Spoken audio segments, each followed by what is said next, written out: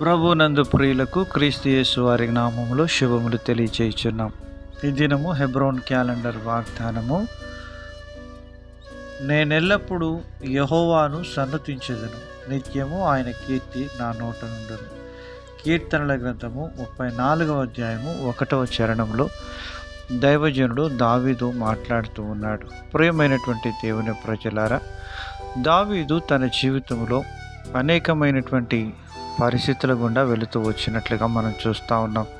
సౌలు చేత తరమబడుతూ ఆయన ఆకీషు రాజు యుద్ధకు వెళుతూ వచ్చినప్పుడు మొదటి సమూయేలు గ్రంథం 24వ అధ్యాయంలో నుండి మనం గమనించినప్పుడు భయంకరమైనటువంటి పరిస్థితుల్లో శత్రురాజు అయినటువంటి ఆకీషు రాజు యుద్ధకు తాను తీసుకొని రాబడుతూ వచ్చినప్పుడు వెర్రివాని వలె నటిస్తూ ఆయన ప్రాణాపాయ స్థితిలో నుంచి కాపాడబడుతూ వచ్చినాడు. అటువంటి పరిస్థితులన్నిటినీ దావీదు తన జీవితంలో తలపోసుకుంటూ దేవుని ఆరాధిస్తున్నాడు. నిజమే ప్రియమైనటువంటి దేవుని ప్రజలారా, మన యొక్క ఆధ్యాత్మికమైనటువంటి జీవితంలో శత్రువు చేత మనం తరమబడుతున్నప్పుడు ప్రతి విధమైన పరిస్థితుల నుంచి దేవుడు మనల్ని విడిపించి మనకు కృపనిచ్చినప్పుడు మనము దేవుని ఆరాధించకుండా ఉండలేము. అందును బట్టి దావీదు తన జీవితంలో లోక సంబంధమైన విషయాల పట్ల అతిశయించకుండా ప్రభువునందే అతిశయించేటువంటి వాడుగా ఉంటున్నాడు. ఎందుకనగా నేను ఎల్లప్పుడూ యెహోవాను సన్నుతించదనంటున్నాడు. అన్ని పరిస్థితుల్లో, అన్ని కాలాల్లో, అన్ని సమయాల్లో ప్రభువును ఆనుకొని జీవించడమే నిజమైనటువంటి ఆత్మీయుని యొక్క లక్షణం.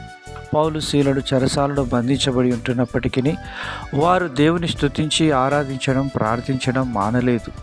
ఎందుకనగా వారి యొక్క జీవితంలో అది గురిగా వారు ఎంచుకునే వారుగా ఉంటున్నారు.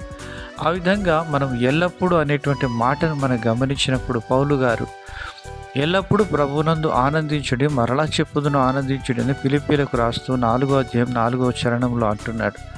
ఈ విధంగా ఎల్లప్పుడూ అనేటువంటిది ఒక క్రైస్తవునికే సాధ్యమైనటువంటి విషయాన్ని దేవుని వాక్యం సెలవిస్తుంది. ఎల్లప్పుడూ ప్రభువులో ఆనందించేటువంటిది ప్రభు మీద ఆనుకున్న వారికే సాధ్యం.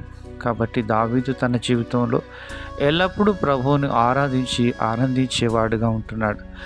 దావీదు చూపినటువంటి ఆ యొక్క చక్కటి మాదిరిలో నీవు నేను నడుచుకున్నప్పుడు భావితరాలకు మనము కూడా ఆ పరలోకపు దావీదును ప్రభువైన యేసుక్రీస్తు వారిని చూపించే వారంగా ఉండాలని దేవుని యొక్క పోలిక.